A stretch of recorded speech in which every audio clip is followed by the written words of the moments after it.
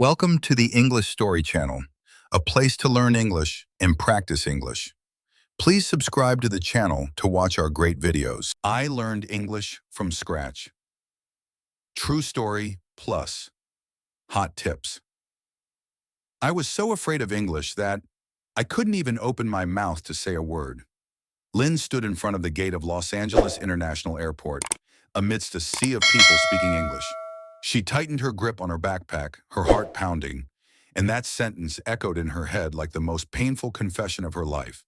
For years she had studied English in Vietnam, but now in front of an airport employee asking her a very simple question, Lynn could only stand there frozen. I was stunned when I heard anyone speak English. I thought I would never learn it. The sounds around her seemed to echo in Lynn's ears. Announcement speakers, voices, the sound of suitcase wheels, the voices of airport employees. Everything was in English, fast, clear, very different from the textbook she had studied. Lynn wanted to answer, really wanted to, but her mouth was dry, her head was empty, and her heart was pounding as if it was about to jump out of her chest. She tried to get out a few words. Student, first time, America. The airport staff looked at Lynn, smiled slightly, then spoke slowly. But after just the next 3 sentences, Lynn was confused, not understanding anything. That was the moment Lynn felt completely small. And at that moment, she knew that the journey to study in the U.S. was not only about studying the major she liked, but also a battle with herself, with the fear of English that had haunted her for so many years. But everything changed one day, a day that Lynn could never have imagined would become the biggest turning point in her life. At that time, Lynn had just arrived at the school dormitory. She was tired, exhausted, and almost wanted to cry after hours of struggling with the immigration procedures. She put down her suitcase, sighed, and said to herself, "Maybe I am not suited to live here. In America, everything is so difficult." Just then, the door to the room opened. A blonde girl with a bright smile walked in. "Hi, you must be Lynn, right? I'm Emily, your roommate." Lynn was stunned.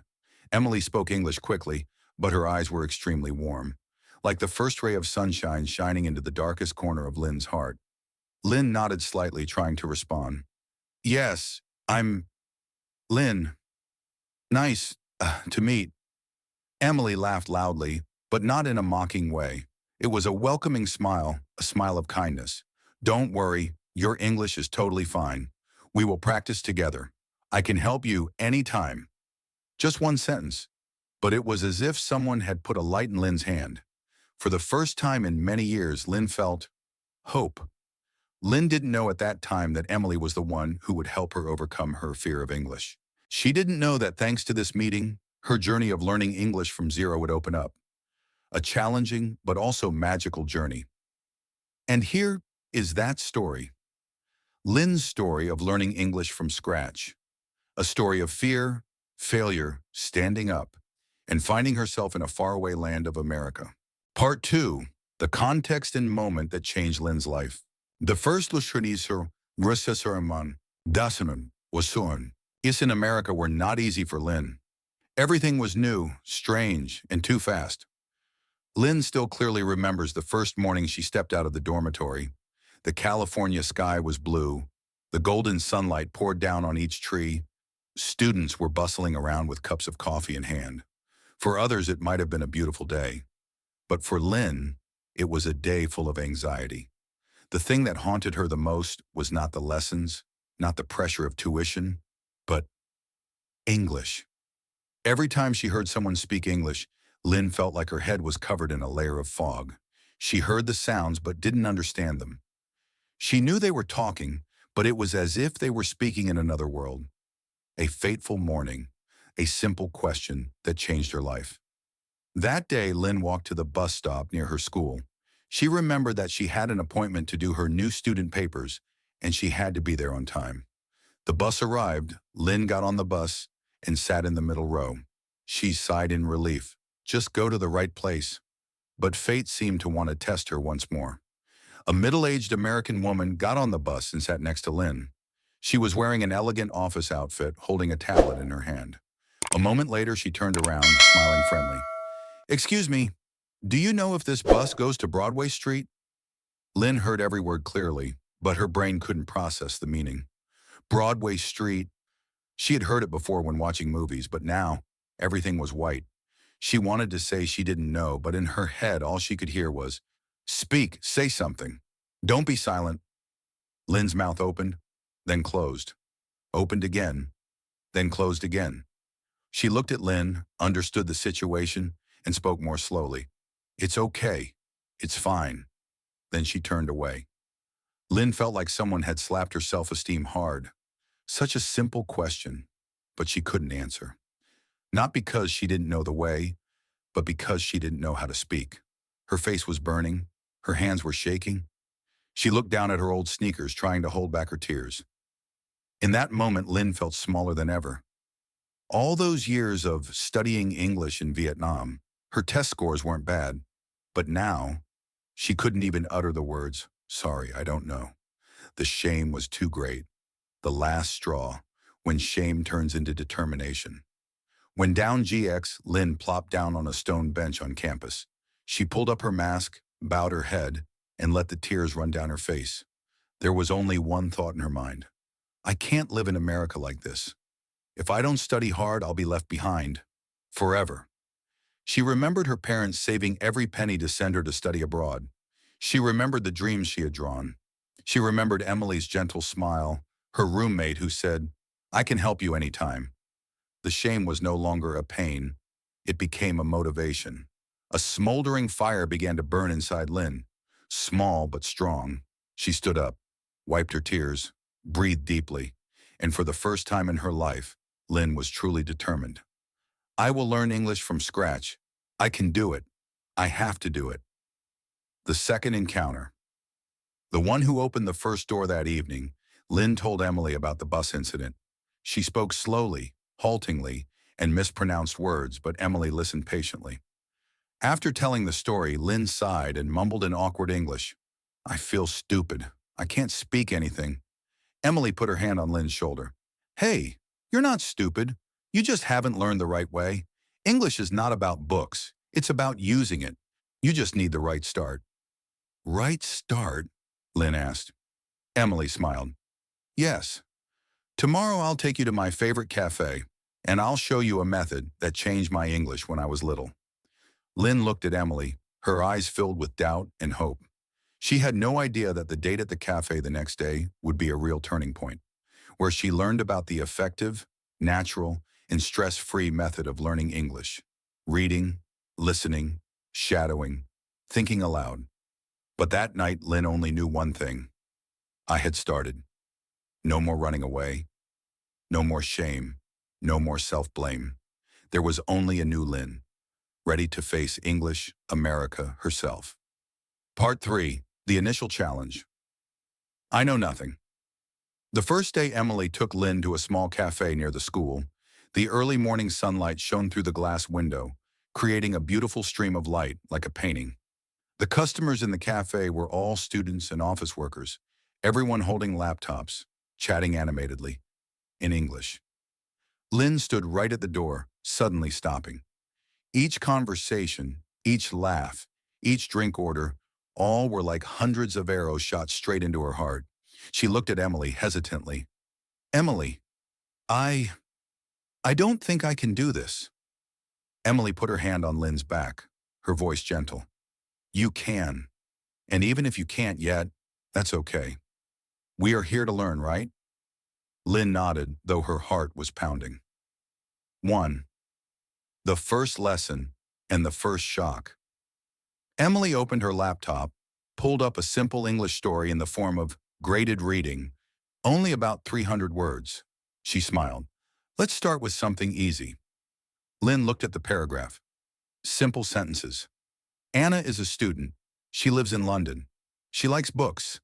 But when she read it out loud, Lynn's mouth refused to cooperate. She read the sound lives as liveso. She read the word London as London, just like in Vietnamese. And likes books sounded like Lai Cook. Emily smiled, not mockingly, but encouragingly. Perfect beginning. Now let's fix it. Then Emily read each word, each sound, each beat. Lynn repeated, but every time she came to a new word, she was confused. Sometimes her tongue felt tied. Sometimes her throat choked with embarrassment. After nearly 15 minutes, Lynn sighed. Emily, my pronunciation is terrible. Emily shook her head firmly.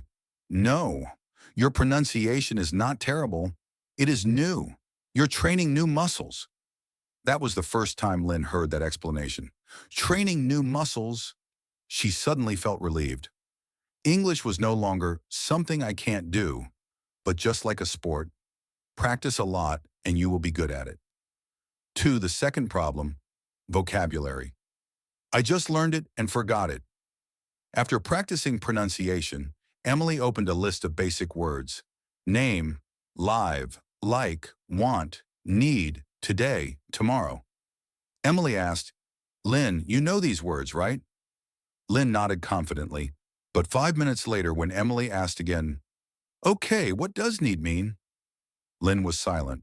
She tried to remember, but the more she tried to remember, the more empty her head became. Lynn wanted to cry. She blamed herself. Why can't I remember after studying? People learn one word and remember it for a lifetime. I forgot it in 5 minutes. Emily tilted her head to look at her, as if she could read her mind. It's okay. Your brain just needs context, not lists. Context? Lynn asked. Emily explained. When you learn words alone, your brain forgets. When you learn words inside a story, your brain remembers. She reopened the passage from earlier. Anna lives in London. She likes books. Lynn, when you see a word in a story, it will automatically remember it longer. Emily was right. When she reread the story, Lynn remembered the word much faster, even though she had only seen it 1 or 2 times. Lynn thought to herself, maybe I'm not bad. It's just that I studied the wrong way before. 3. Grammar nightmare. Lynn's biggest obsession. But the real difficulty came at night. Lynn sat studying alone, opening the thick grammar book her mother gave her before she left for the U.S. The first page was tenses present simple, present continuous, past simple, past cont. Lynn looked at it and felt dizzy. Each table, s plus y, yes, do, does, am is, are, being was, were plus being. Dozens of structures were tangled up. She felt like the whole world was revolving around her. No, I can't learn this. She slammed the book shut, holding her head with both hands. Her head was pounding. Grammar for Lynn was like a long nightmare since middle school and high school. And now when she faced it again in America, she felt more scared than ever. Emily knocked on the door and walked in. Lynn, are you okay? Lynn sighed. Emily, grammar. It's too much. I can't. If it were anyone else, they would say, try hard, study. You have to grasp grammar to be able to speak. But Emily sat down, put her hand on Lynn's hand, and said softly, Lynn, listen. You don't need grammar first. You need English first. English? First? Yes. You need to listen, speak, read, use English first. When your brain gets used to it, grammar will flow in automatically. Then Emily gave an example. When you say, I go to school, native speakers will understand. Later, when you are familiar with English, you can correct it to, I go to school. That simple truth stunned Lynn. For years, she thought that learning English meant learning grammar. The more the better. But Emily broke that belief with just one sentence. Grammar should support communication, not block it. 4. The first failures. The falls that made her want to give up. But despite Emily's encouragement, Lynn's journey was not easy. On the 3rd day in America, she went to a restaurant to order food. The seller asked, what can I get for you? Lynn wanted to say, I'll have a chicken sandwich without onions. But in her mind, chicken without onion or no onion. Sandwich, chicken, no onion. How say? She stammered. Chicken? No, no onion. The seller frowned. What? Lynn blushed. She tried to say again, I want chicken sandwich. No onion. Please. The seller understood. But in that moment, Lynn just wanted to disappear from the world. She sat at the table, her head bowed, tears falling on her napkin. The people around her talked naturally, laughed freely, but she, just ordering food, was difficult. 5. The moment of self-reproach and what held Lynn back. That night, Lynn video called her mother. She tried to smile, but her eyes were red. "Are you okay, Lynn?" "Yes, I'm fine." "Are you okay?" "Yes." But Mom saw everything. Lynn's eyes said everything she hid. "Lynn, it's okay if you're not good right away. You go alone. You're much stronger than me." That sentence made Lynn cry, but this time it wasn't tears of weakness. It was tears that made her stronger. After turning off the phone, Lynn looked in the mirror. Her face was tired. Her eyes were red. But in her eyes there was something new: determination. 6. Lynn started practicing speaking, even though she said it wrongly and it was funny. The next day, Lynn tried what Emily taught her: thinking aloud. She stood in front of the mirror and said, "I can speak English. I will learn. I am not scared. My English is not perfect, but it is okay." Wrong sentence structure. Messy words. Grammar was broken into pieces. But she still spoke. And with each sentence she said, she felt lighter. She felt a little closer to English. She felt a little braver than yesterday. She started shadowing along to a simple video. Listen, repeat. Like a child learning to speak, she read children's stories, watched cartoons, listened to podcasts for beginners. She made mistakes. A lot. Mispronounced. Spoke wrongly. Thought wrongly. But Lynn felt she was living in English, no longer an outsider. 7. The first rays of light and a small hope. After a week, Lynn returned to the old restaurant. The seller smiled. "Hey, chicken sandwich, no onion." Lynn burst out laughing. "Yes, yes, that one." She not only ordered, she was recognized, laughed with, and truly communicated. Even though it was just a small moment, it was like a drop of fresh water in the desert. Lynn felt her heart warm. She understood that this journey of learning English would be very long, very tiring, and many times she wanted to give up. But if just one wrong sentence today could turn into a correct sentence tomorrow, then she would not stop. Never. Part 3. Lynn accepted the most important truth she did not know how to pronounce. She forgot vocabulary after 5 minutes. Grammar made her dizzy, but Lynn understood one thing: not knowing anything is the most perfect starting point. Because only when she accepted that she was starting from zero could she learn like a child, without fear of making mistakes. No pressure, no shame. And that was the reason why Lynn kept going, even though the journey ahead was still very long. Part 4. The friend who changed the whole journey. The evening Lynn successfully ordered food, she returned to the dormitory with a small smile. Not a big one, but a smile that she herself had forgotten since arriving in America. Emily saw it, turned from her desk. "Someone looks happy today." Lynn laughed, her voice still a bit shy. "Just small victory." Emily winked. A victory is a victory. The sentence seemed simple, but it made Lynn feel relieved. In Vietnam, Lynn always put pressure on herself to be good quickly, to not make mistakes. But Emily always considered every small step a big achievement. It was that optimism that became a source of energy that Lynn did not know how much she needed. Lynn's first day of studying with Emily, Lynn went to the school library. The space was large. The white light was warm. The students were sitting quietly reading. Emily placed a thin paperback book in front of Lynn with large letters: Easy English Readers, Level 1. Lynn picked up the book, gently turning each page. Short, simple stories with illustrations. Not the kind of academic books that gave her a headache. Not the kind of books hundreds of pages thick with dense grammar structures. Emily asked, "Lynn, do you know why English learners give up easily?" Lynn shook her head. "Because they start wrong. They start with difficult books, with grammar, with things they don't understand. But English isn't for learning. English is for using." Lynn was silent, but in her heart, that sentence was like a light shining in the darkness. Emily leaned toward Lynn. If you want to get better quickly, you have to stop studying English like you study math or history. You have to live with it.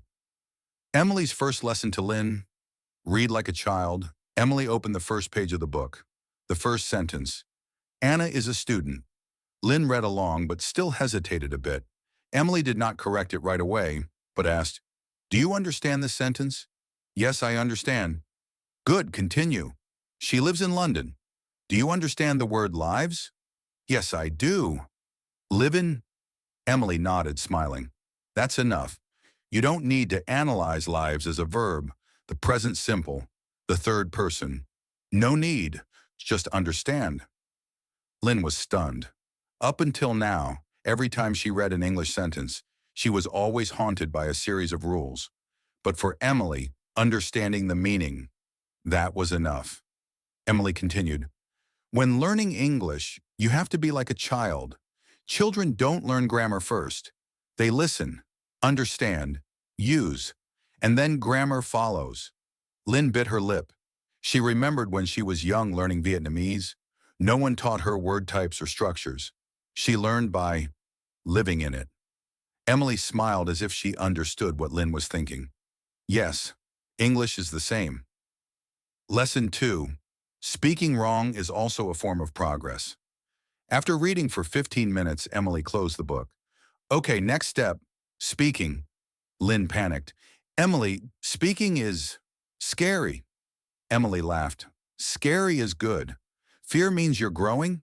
She pulled Lynn out of the school grounds. The wind was gentle, the trees were green, and the stone benches were scattered. Emily stood opposite, pointing to the big tree in front. "Describe this tree. Anything. Wrong is fine." Lynn swallowed. "This tree is big." "Good. What else?" "It has green leaf." Emily laughed, but proudly. "Leaves, but that's okay. Keep going." Lynn took a deep breath. "The tree. Look. Beautiful." Emily gave a thumbs up. "Yes, that's it. Wrong, but people understand. And when they understand, you're communicating. That's the goal." Lynn sighed, a small smile appearing.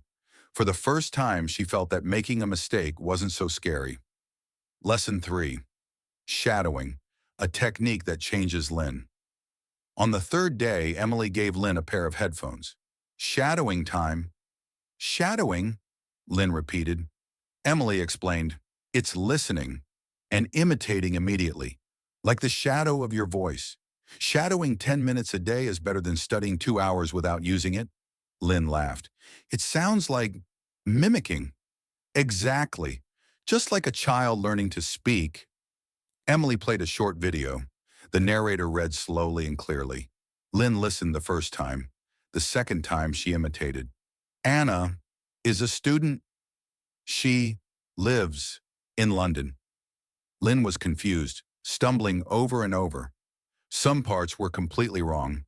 Some parts were completely off. But Emily didn't care. She just said, "Keep going. Don't stop." And Lynn did. 10 minutes, 20 minutes, then 30 minutes. At the end of the session, Lynn's voice was hoarse, but her eyes were sparkling, as if she had just discovered a big secret. Emily asked, "How does it feel?" "It's like the first time my mouth really spoke English." "Yes, shadowing teaches me the sounds, the rhythm, the length, the intonation. It makes the English flow naturally, without being stuck by the thoughts." Lynn nodded. She felt it, as if the English was no longer stuck in her head, but was slowly flowing out in her own voice. Lesson 4. Think in English before speaking in English. In the evening, Emily knocked on the door. "Last lesson today." She handed Lynn a small piece of paper, on which were only a few lines. "I can speak English. I want to be better. I will practice every day. Mistakes help me grow." "Lynn, read it." Lynn read it, her voice still trembling. "Again," Emily said. Lynn read it again. Again. Like that, 10 times. 20 times. Each sentence seemed to seep into her brain, flow into her heart. Emily explained, "This is thinking aloud. Thinking in English. Speaking in English. Even if the sentences are wrong, even if the grammar is messy, When you get used to the English in your head, you will speak many times faster. Lynn pursed her lips and nodded. She remembered the time she stood in front of the mirror and tried saying, "I can speak English." Those simple sentences were the foundation for her confidence today. The moment of transformation, Lynn understood the most important thing. 3 days of studying with Emily changed Lynn more than 3 years of studying English in Vietnam. She realized something that no one had told her before. English is not for memorizing. English is not for analyzing. English is not for fear. English is for using. Lynn felt liberated. The pressure to study well disappeared. Instead, there was the desire to understand, speak, communicate, connect. Emily looked at Lynn and smiled. "Lynn, you don't lack the ability, you just lack the environment. English is not difficult. The difficult thing is overcoming your own fear." Lynn lowered her head. Her eyes felt a little stinging. Emily put her hand on her shoulder. "And you've done the hardest thing. You've started." Lynn found a guiding light that night as Lynn lay on her bed, looking at the white ceiling of the dormitory. She thought about the past 3 days. She remembered Emily's laughter. She remembered every simple story she read. She remembered the awkward feeling of shadowing. She remembered the moment she said something wrong, but was still encouraged. She remembered the first time she ordered food without fear. Then she whispered, "Maybe. English is not my enemy. Maybe it can be my friend." From that day on, Lynn no longer learned English as an obligation. She learned it as a student, living in a new country. And from the moment Emmy Lai said, "English is not for learning, but for using," Lynn's journey truly turned a new page. Part 5. The Turning Point. The method that made Lynn get good quickly. That morning, the California sky was clear. The sunlight shone through the dormitory window, shining on the desk where Lynn placed the book, Easy English Readers, Level 1. A week in America had passed, a week full of challenges, full of tears, and also full of new rays of hope. Lynn sat down at the table, took a deep breath, and whispered, "Today, I start for real." Emily told her last night, "Lynn, if you want to improve quickly, here are 4 things you must do every day. Read, listen, shadow, think aloud." 4 things sound simple, but to Lynn it is a whole new door to learning English properly, a way that no one in Vietnam has ever shown her. 1. Read 30 minutes every day. The most solid foundation. Lynn opened the first page of Anna and Her New City. A small story, only about 400 words. The first sentence, Anna arrives in London. Lynn read slowly, very slowly, but she understood. She continued, "She is excited but also nervous." Lynn smiled. She realized that Anna's story was similar to her own. A girl came to a new city, both excited and scared. When she read the word excited, Lynn stopped. She knew she had seen this word before, but what did it mean? She opened the dictionary on her phone. Excited, shy, excited, excited. "Ah, so that's what it is," Lynn thought to herself. She didn't write the word down. She didn't write it down in her notebook. She didn't make a flashcard. Emily had said, "Don't write it down. Just understand it in the story. Your brain will remember automatically." Lynn continued reading. 10 minutes, 20 minutes. 30 minutes passed in the blink of an eye, and when she closed the book, Lynn realized something strange. She remembered the word excited without even trying, because she associated it with Anna's emotions and with her own emotions. That was the first time English became easy to understand, not knowledge, not grammar, but life. 2. Listen, listen. 2 to 3 times, help your ears start, live in English. At noon, Emily gave Lynn a link. "Lynn, listen to this story. It's right for your level." Lynn opened the video. A gentle female voice rang out. "Anna arrives in London." Lynn closed her eyes. She listened the first time, just to get the idea. The second time, her ears began to catch the sounds. The third time, she could visualize the story naturally. Emily asked, "Do you understand everything?" Lynn nodded. "Yes, I understand. Almost everything. Emily smiled. See? Listening twice or three times is magic. And it was true. The first time Lynn felt listening to English was no longer scary. No stress, no pressure. Just listen and feel. Like listening to a children's story in her mother tongue. She thought to herself, maybe English is not as difficult as I thought. 3. Shadowing. The first time Lynn felt pronunciation correctly. In the afternoon, Emily gave Lynn the earphones and said, "Ready for shadowing?" Lynn smiled wryly. "No, but let's do it." Emily played the video again. The reader's voice was steady and slow. Lynn heard the first sentence. Anna arrives in London. Immediately she repeated, Anna, rai, vo, inyai, London. Emily laughed. Good attempt, but listen carefully. She caught that sentence again, then read, Anna arrives in London. Lynn tried again. Lun, Dan. Great, again. This time Lynn listened repeatedly, to the point that her mouth was tired, her tongue numb. But after 10 minutes, a strange thing happened. The sound den became natural. The word arrives was no longer arrivoso, but closer to the real sound. Lynn's eyes widened. Emily, I said it, right? Emily laughed, giving a thumbs up.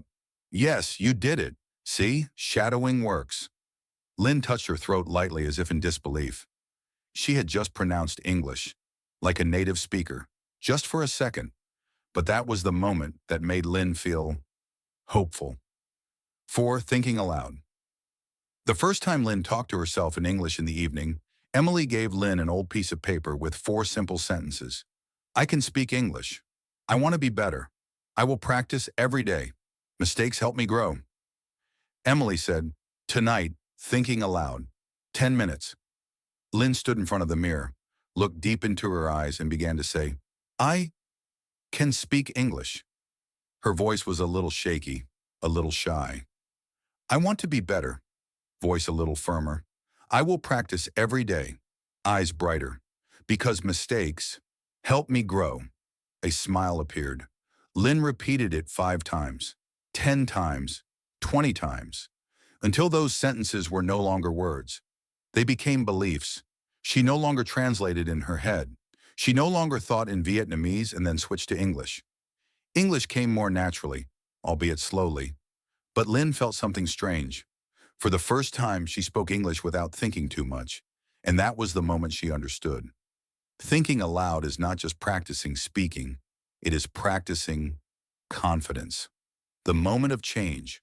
4 skills combined to create a turning point. 3 days after starting the 4 golden habits, Lynn felt a clear difference. 1. She read faster.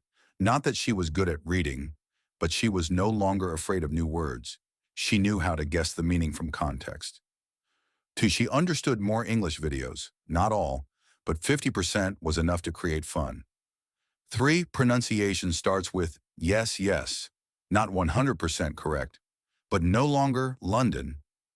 4. She started to speak in sentences. Short, but real sentences. No translation, no fear of mistakes. The day Lynn realized she was improving. One beautiful afternoon, Emily and Lynn went to the cafe again. A familiar employee asked, Hi, girls. Same drink today? Emily smiled. Yes, please. The employee turned to Lynn. And you? The usual latte? Lynn didn't need to think. She answered immediately. Yes, a latte. Thank you. No shaking, no awkwardness, no translating in her head. When the employee walked away, Lynn turned to Emily, eyes wide. Emily, I didn't think. It just came out. Emily smiled brightly. Exactly. That's how you know. You're improving. Lynn looked at the hot latte in her hand, and for the first time, she laughed happily. English, which she used to fear like a monster, now became a part of her daily life. That night, the real turning point came, Emily asked. Lynn, how do you feel about English now? Lynn thought for a moment. Then she said, English is no longer scary. It's still hard, but it's not scary anymore. Emily smiled. Good, because fear was your real problem, not English. Lynn was silent for a few seconds. Then she said, I think I can really do this. Emily nodded. You already are. Lynn looked out the window. The street lamps reflected on the glass. In the distance, students were still laughing and talking. English was heard everywhere. But this time, Lynn did not feel small. She felt she belonged here.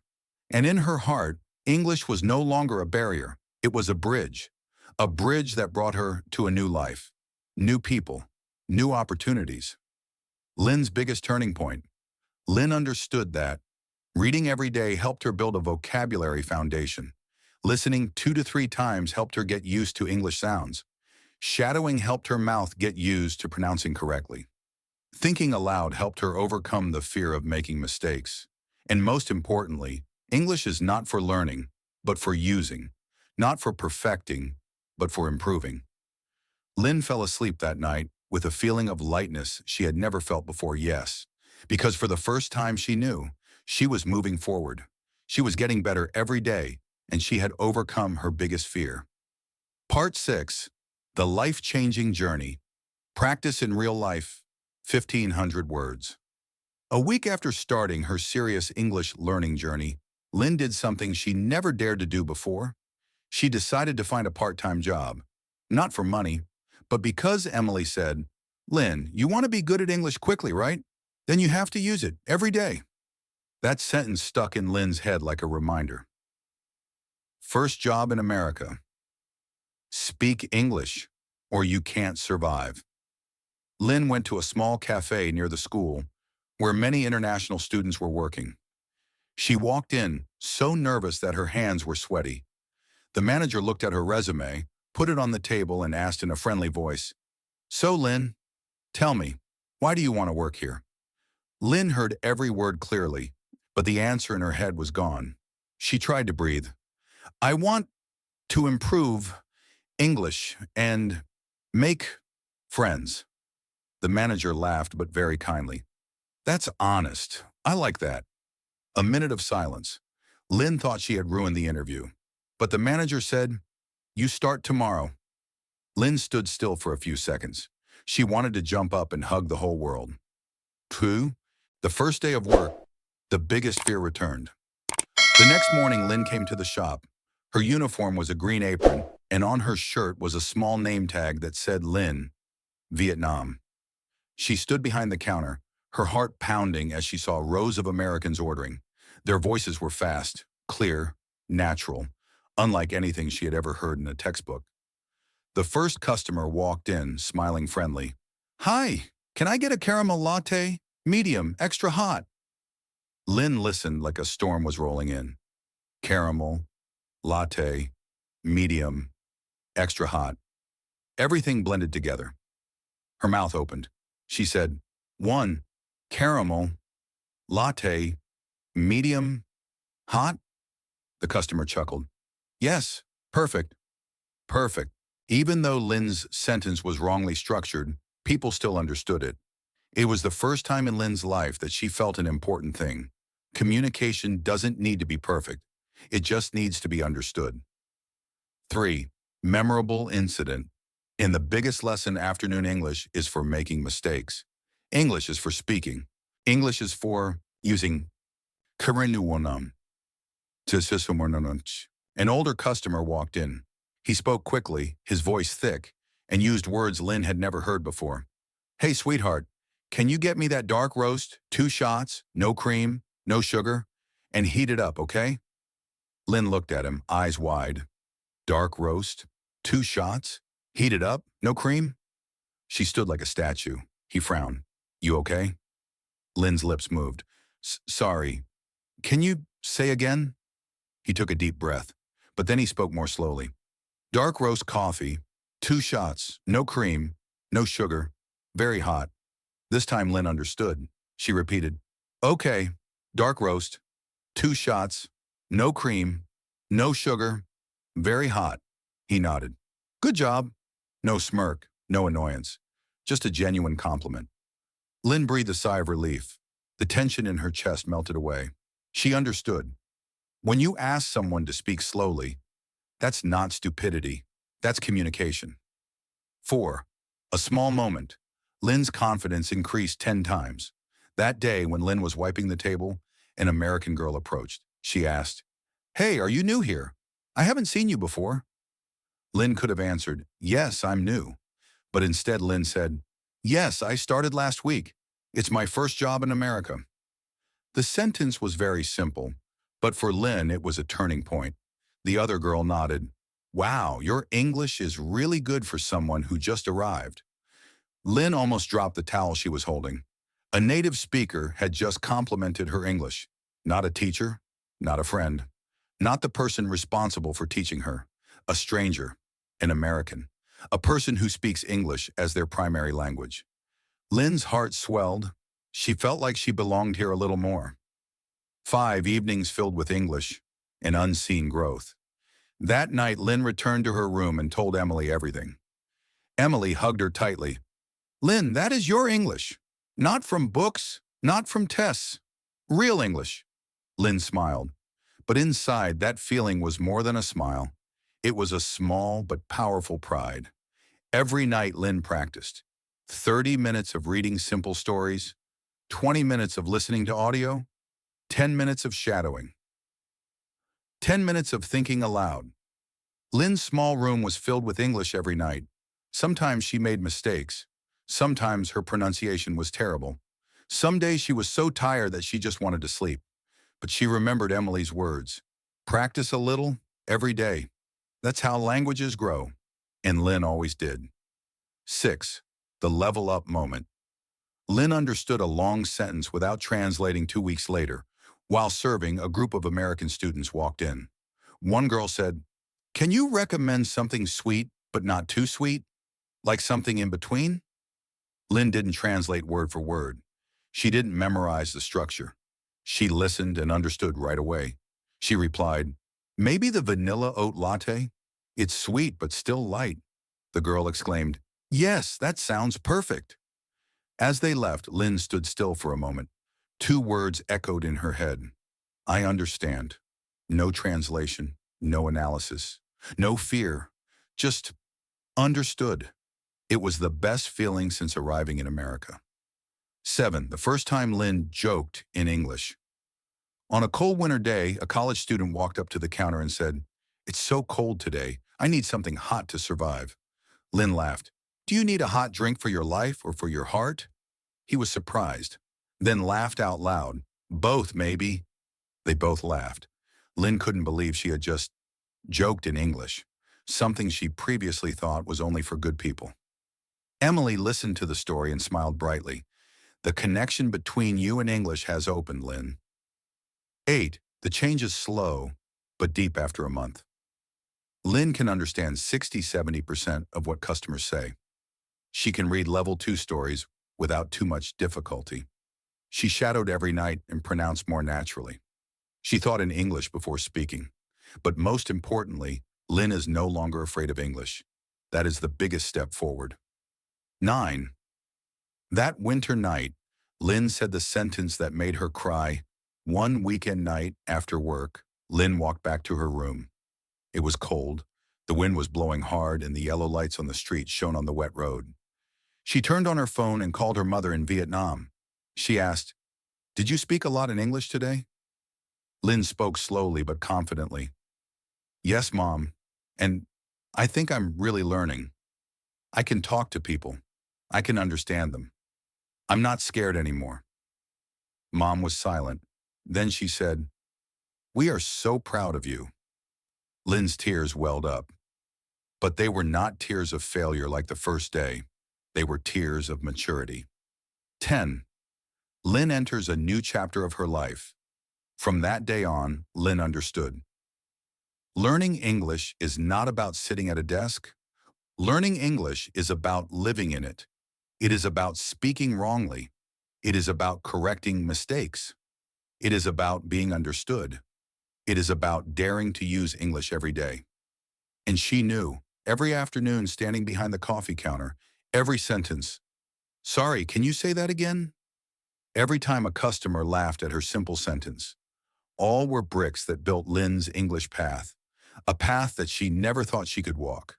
But now, she is walking, and not just walking, she is going very far.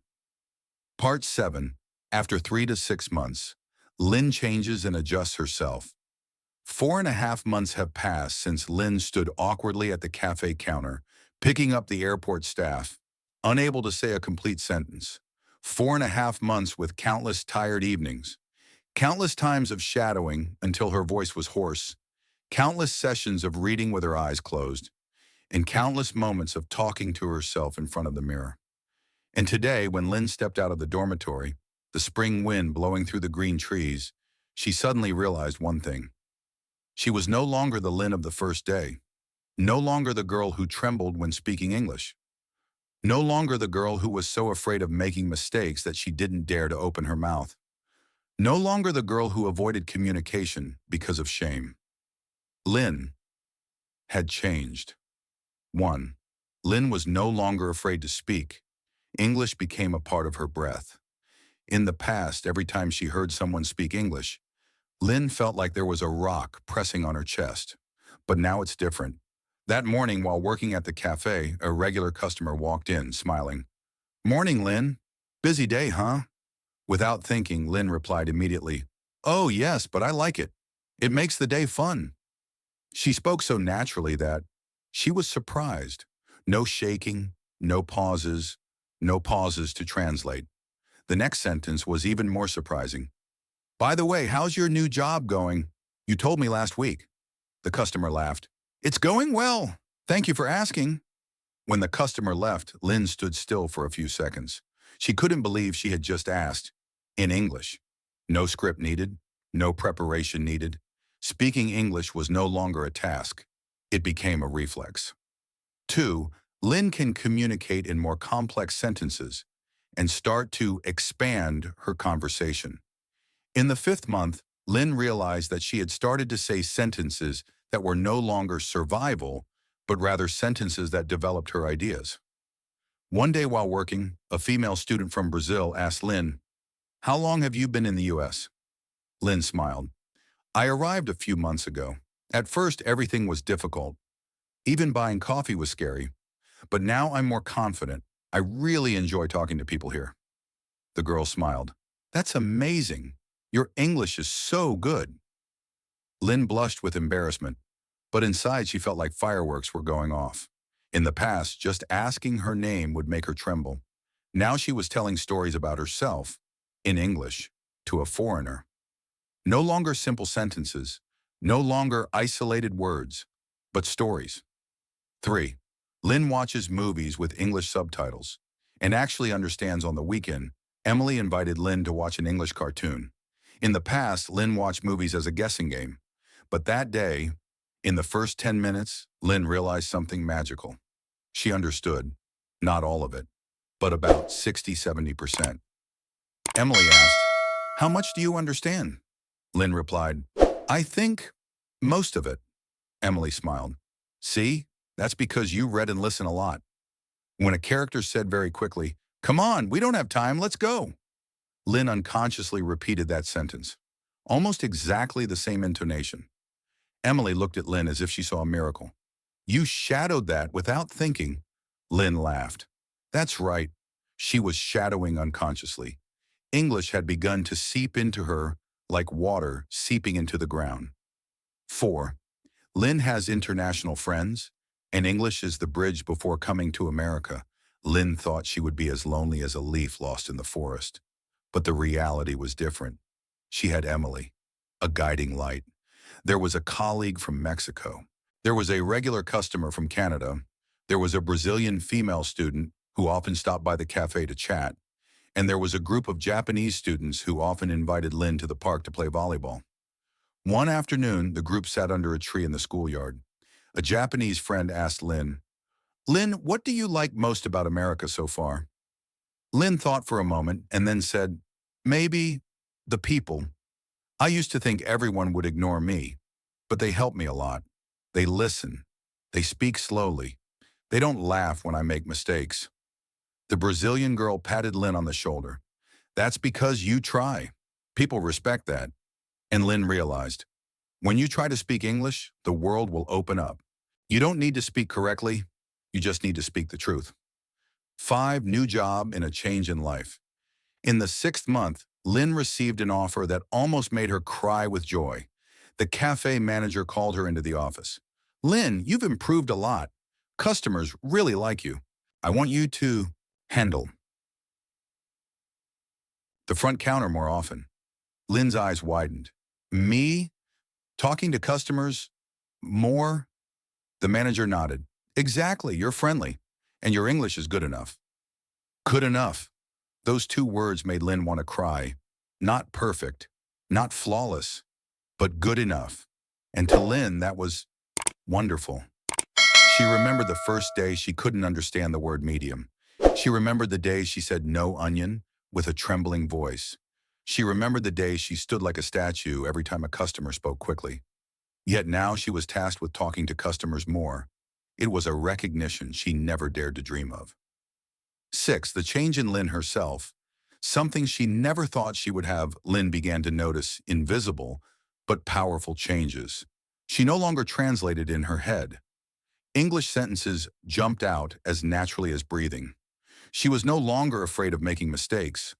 She understood that being wrong was the first step to being right. She confidently started talking to strangers. No longer avoiding, she started helping other international students learn English. She used her own story to inspire them. One day, a new student from Korea came to Lynn and asked, "Your English is very good. How long have you been in the US?" Lynn thought for a moment and then said honestly, 6 months, but I started from zero. The student was surprised. That fast? How?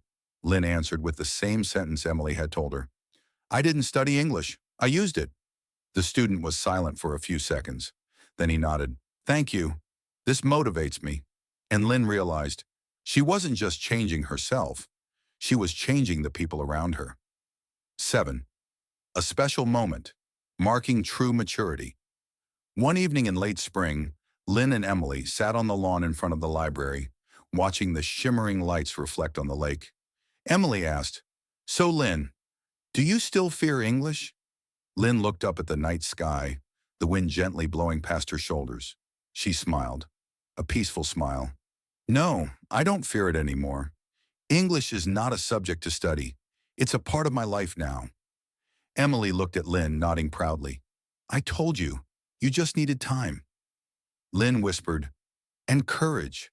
Not courage in a grand way, but courage every day. Dare to open your mouth. Dare to say something wrong.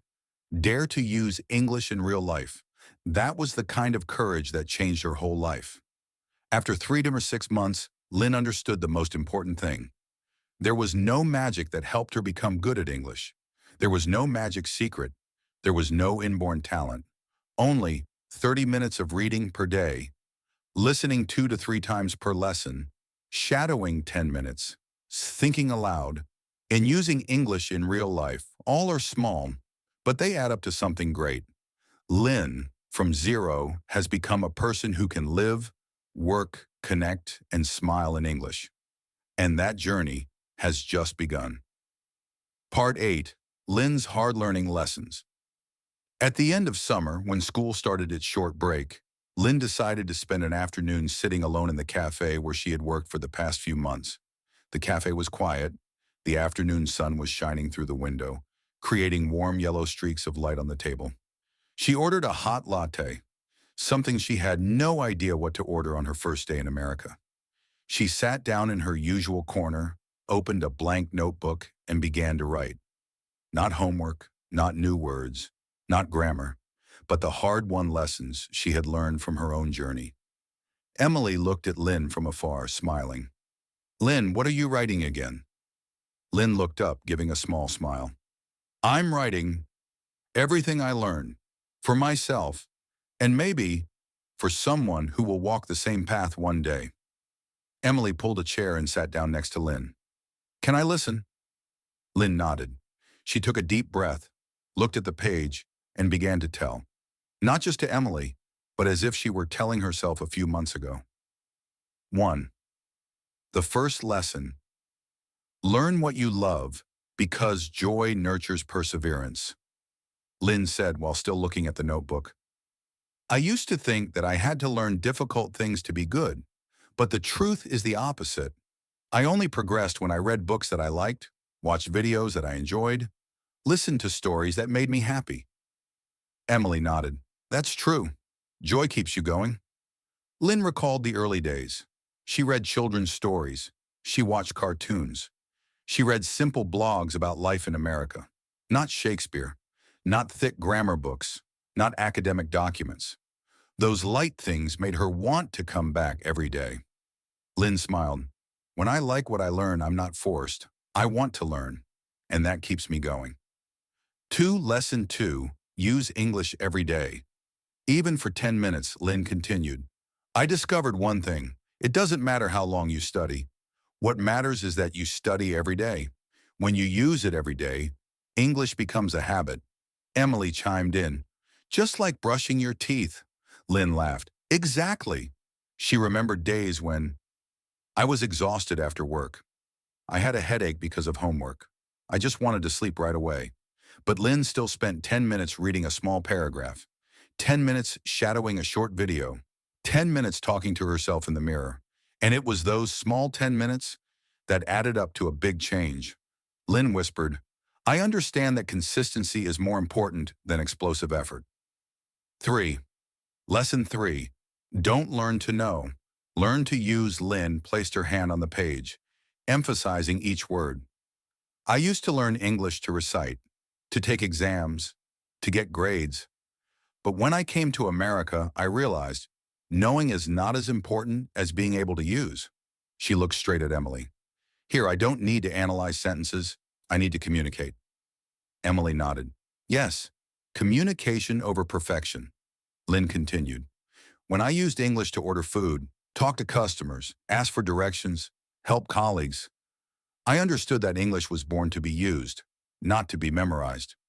She remembered the first day she said, This coffee is for you, right? Just a small sentence.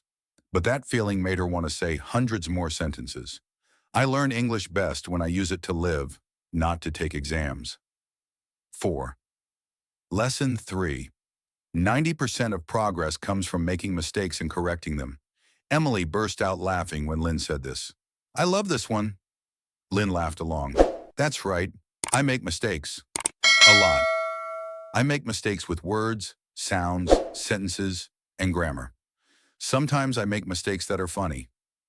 They both laughed out loud as they recalled the times Lynn mispronounced three as tree, beach, as something embarrassing. But Lynn became serious. But it's because I made mistakes that I corrected them. It's because I was shy that I improved. It's because I dared to open my mouth that I learned quickly. She put her hand on her chest. It's not genius. It's not inborn. It's daring to make mistakes. Emily sighed happily. You learned the most important lesson. Lesson 5. 4 habits that changed my entire life. Read, listen, think, speak. Lynn wrote 4 big words on the page. Read, listen, think, speak. Then she said, these 4 things look simple, but they are the key to help me go from 0 to being able to speak naturally. She explained each part. Read 30 minutes a day. I read simple stories, then I went to level 2, level 3. Thanks to reading, I have real vocabulary in real context. Listen. Listen 2 to 3 times each lesson. I listen to podcasts, storytelling videos. Listening repeatedly helps my ears get used to it. The more I listen to a sentence, the more it flows into my brain. Think. Thinking aloud. I think in English before speaking. Thanks to that, I don't translate anymore. I speak more naturally. Speak. Dare to speak. Dare to be wrong. I speak to strangers, to guests, to friends, to Emily, to myself. Lynn concluded, thanks to these 4 things, English is no longer a subject. It becomes a part of life. The moment Lynn realized the true meaning of the journey, Emily looked at Lynn, her eyes sparkling with pride. You've changed a lot. Lynn smiled. Her eyes turned to the glass window where the afternoon sunlight was fading. Yes, but I didn't just learn English. I learned how to be brave, how to be patient, how to not give up. Both were silent for a few seconds, a beautiful and warm silence like the late afternoon sun. A message for Lynn of the past. Lynn looked at the unfinished page. Then she whispered, "If I could go back to the day I arrived in America, crying at the bus station, I would tell that scared girl, don't worry. You will speak English. You will understand people. You will laugh with them. You will work, talk, make friends, and English will become your home." Emily heard that, her eyes slightly red. "That's beautiful, Lynn." Lynn smiled gently. "It's true. That journey not only changed Lynn's English, but also changed her life." Lynn closed the notebook. She looked up. The afternoon light fell gently on her hopeful eyes. "Emily," Lynn said. "Yes?" "Learning English didn't just give me a language. It gave me a new version of myself. And that was the truth. A Lynn who dared to speak. A Lynn who was confident. A Lynn who had international friends. A Lynn who understands movies, understands others, and understands herself. A Lynn who is no longer afraid of failure. A Lynn who knows that as long as she tries hard every day, she can do anything." Lynn stood up, smiling brightly. "Let's go home, Emily. Tomorrow, a new chapter begins." And the story of Lynn's journey to learn English from zero is not just the story of a girl. It is the story of anyone who has ever been afraid of English, ever been desperate, ever thought they could not. Because Lynn has proven, if you dare to start, dare to make mistakes, dare to practice every day, English will no longer be a barrier. It will become the wings that take you to the life you, to Yuri Yerimon, Katim Amov. The gentle night wind blew through Lynn's window. The American city was lit up, sparkling in the distance. Lynn sat in front of her small study desk, her notebook still open on the last page. She looked at the words she had written. The hard-won lessons, the painful but beautiful moments, the tears of failure and the smiles of small progress. And then Lynn looked up, looking straight into the lens, as if looking into the eyes of every viewer of this video. Her voice was soft but firm. If you are watching this video, it means you are also on your own journey of learning English. Maybe you are scared. Maybe you are stressed. Maybe you have failed like me. But trust me, you are not alone. Lynn smiled, a warm and sincere smile like a small hug for the viewer's tired heart.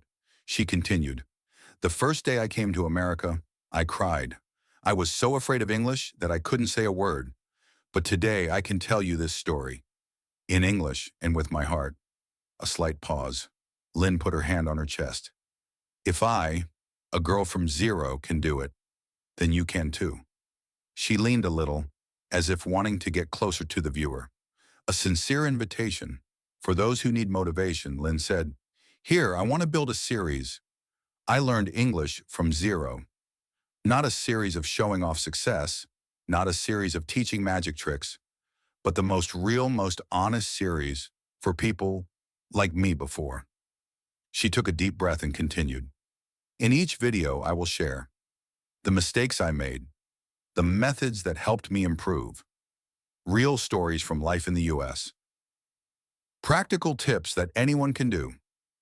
Lynn pointed lightly at the screen, as if speaking directly to a close friend. "If you want to join me on this journey, click subscribe." She smiled mischievously. "That's it. No frills, no complications. Press a small button, but it can open a big journey."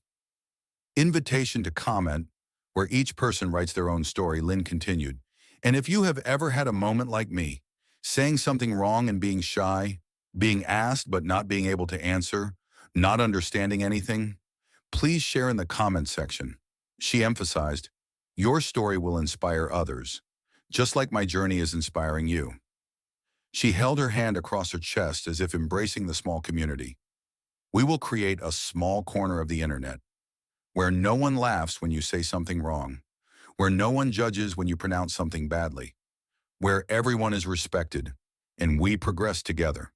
Lynn said softly, "You don't need to write in English. You don't need to write well.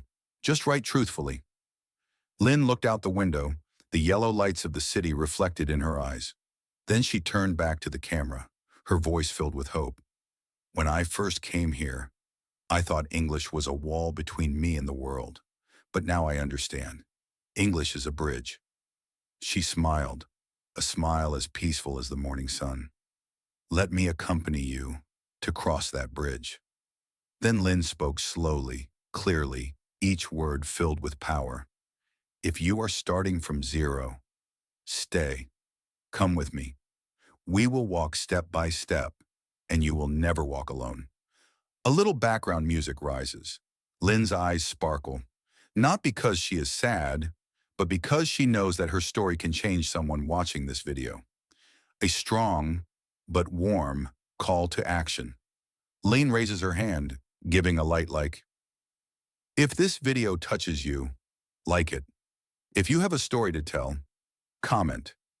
If you want to join me in the series, Learn English from Zero, subscribe and turn on the notification bell. She closes with an inspiring quote. Thank you for being here. Thank you for listening to my story. I believe in you, and I hope, one day, you will tell your own story to the world. Lynn places her hand on her chest, bowing her head slightly. See you in the next chapter. The screen fades, the music fades, a line appears. The journey has only just begun.